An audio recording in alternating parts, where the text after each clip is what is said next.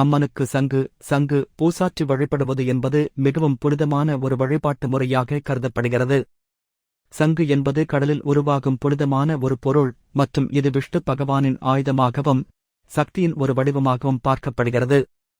அம்மனுக்கு சங்கு பூசாற்றுவது பல நன்மைகளை தரும் என நம்பப்படுகிறது. சங்கு பூசை வழிபாட்டின் பலன்கள்: 1. தீமைகள் நீங்கி தரிசனம் கிடைக்கும். சங்கில் அம்மனுக்கு அபிஷேகம் செய்தால் நெகிழ்ச்சியான சக்தி வீசும். இது வீட்டில் ஏற்படும் தோஷங்கள், பில்லி, சூனியம் போன்ற தீமைகளை நீக்கும். 2. அருள் மற்றும் ஆசிர்வாதம் கிடைக்கும். அம்மனின் தயை பெருகி ஆரோக்கியம், செல்வம், சமாதானம் கிடைக்கும்.